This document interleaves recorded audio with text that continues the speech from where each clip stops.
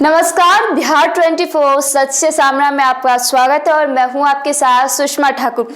आइए जानते हैं दिन भर की 5 बड़ी खबरें। सड़क दुर्घटना में महिला की मौत हो गई है। आपको बता दें कि घटना झंझारपुर थाना क्षेत्र के NH 57 पर चनौरागंज रेबारी मोड़ के समीप की है। अज्ञात वाहन की ठोकर से एक महिला की मौत हो गई है। मृत महिला अपने पति और बच्चे के साथ बाइक पर सवार होकर अपने ससुराल जा रही थी। बाइक चालक, उनके पति और बच्चे बुरी तरह घायल हो गए हैं, जिसे अनुमंडल अस्पताल से प्राथमिकी चिकित्सा के बाद DMCH रेफर किया गया है।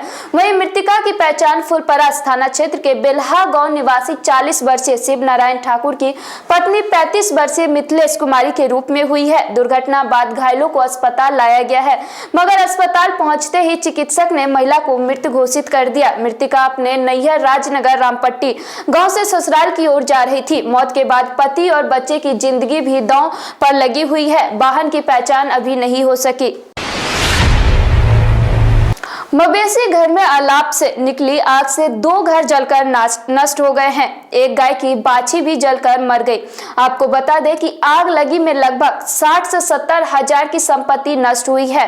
घटना नगर पंचायत बेला राही वार्ड नंबर 14 की है। आग लगते ही ग्रामीण पड़ोसी भारी संख्या में जुटकर किसी तरह आग पर काबू पाया, अन्यथा आग में व्यापक क्षति होती। अगल बगल में भी पूस के ही घर थे। स्वर्गीय फुदन मंडल की पत्नी लक्ष्मी देवी का घर जल गया। पीड़ित महिला ने बताया कि मवेशी घर के बगल में घर बनाकर वह रहती थी, जिसमें अनाज, कुछ कपड़े, छोटे मोटे बर्तन, मवेशी का चारा आदि जलकर नष्ट हो गया। गरीब परिवार की महिला ठंड के मौसम में खुले आसमान के नीचे जीवन जीने में विवश हो गई है। वार्ड नंबर 14 के पार्षद सीताराम घटना स्थल पर पहुंचकर संबंधित पदाधिकारियों को जानकारी दी और उचित मुआवजा की मांग की है।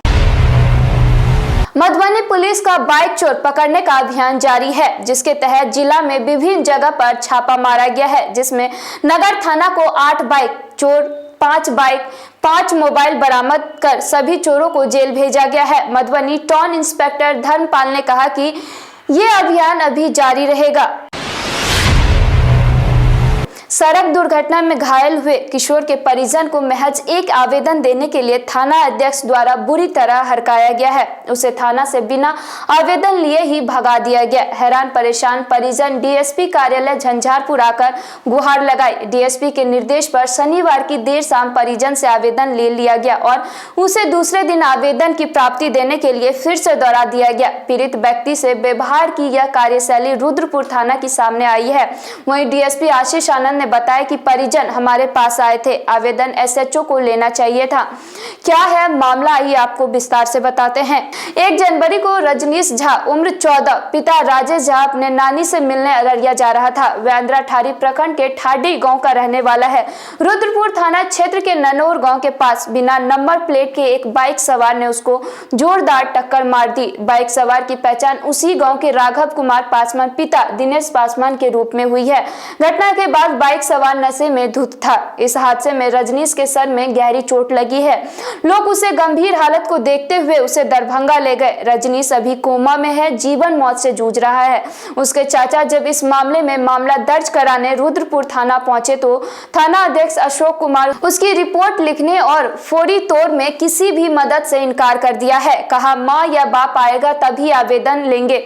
लड़के के माँ और पिता कोमा में पड़े बेटे को छोड़ आवेदन देने जाएंगे, यह सोच ही मानवीय चेहरे को तार तार करता है। परिजनों का यह भी आरोप है कि रुद्रपुर पुलिस ने मामला दर्ज करने के लिए पैसे की भी डिमांड की है। इस तरह पीड़ित परिवार घंटों यहां से वहां सड़कों पर भटकता रहा, फिर झंझारपुर DSP के यहां गुहार लगाए। इधर DSP के अनुसार SHO ने दुर्घटना मारने वाले दुर्घटनाग्रस्त बाइक के बाबत कोई जानकारी नहीं होने की बात कही है, जबकि स्थानीय लोगों का कहना है कि उक्त दुर्घटनाग्रस्त बाइक थाना के एक चौकीदार के ही जिम्मे है। यह भी 1-2 प्रकार की बातें एक साथ सामने आ रही हैं। झंझारपुर के नगर पंचायत के कन्हौली स्थित मखाना प्रोसेसिंग यूनिट कैंपस में पैक्स संगठन की एक बैठक हुई। बैठक में विभिन्न प्रकार की चर्चा हुई और पैक्स अध्यक्षों को धान विपणन सहित अन्य कठिनाइयों की बाबत नई रणनीति बनाने पर विमर्श किया गया।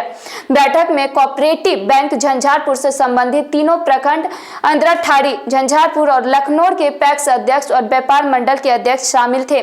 मैलाम पंचायत के पैक्स अध्यक्ष रमन कुमार सिंह अध्यक्षता में लिए बैठक हुई। बैठक में बदलते समय के पैक्स की भूमिका और भविष्य की योजनाओं एवं रणनीति पर भी विचार विमर्श किया गया। इसके अलावा अनेक महत्वपूर्ण विषयों पर विचार विमर्श किया गया। खरीफ विपणन वर्ष 2020 से 21 में धान अधिप्राप्ति कार्यों में हो रही कठिनाइयां, प्रधानमंत्री फसल बीमा योजना लागू किए जाने पर विचार और प्रदेश में शेष बचे पैक्सों को जन वितरण प्रणाली में के सरकारी उचित मूल्य की दुकान की अनुज्ञप्ति दिए जाने पर विचार विमर्श किया गया। दी रही का सेंट्रल कोऑपरेटिव बैंक द्वारा एक मुफ्त समझौता योजना पर भी सदस्यों ने विचार किया। साथ ही बैठक में पैक्सों के सामने आने वाली चुनौतियों और किसानों के लिए बेहतर भूमिका पर भी चर्चा की गई। बैठक में व्यापार मंडल सह अंद्राठारी पैक्स अध्यक्ष संजय कुमार झा, ननौर पैक्स अध्यक्ष राजेंद्र झा, गंगद्वार पैक्स अध्यक्ष कुमारकांत झा, हर्री पैक्स अध्यक्ष हरि मोहन चौधरी, रखवारी पैक्स अध्यक्ष पवन कुमार झा, मरुकिया पैक्स अध्यक्ष राम गुलाब भंडारी, शिवा पैक्स अध्यक्ष मोहम्मद मुश्ताक, करणपुर पैक्स अध्यक्ष ओम प्रकाश यादव, बल्ली मेहत पैक्स अध्यक्ष राजकुमार ठाकुर, डुमरा पैक्स अध्यक्ष संजेश्वर महतो, जलसेन पैक्स अध्यक्ष संजीत कुमार यादव, गोंड अंद्रा पैक्स अध्यक्ष शिव शंकर यादव, नरुआर पैक्स अध्यक्ष कन्हैया झा और मदना पैक्स अध्यक्ष राम आशीष मंडल आदि शामिल थे। ऐसी ही जानकारी के लिए आप देखते रहिए बिहार 24 सच से सामना।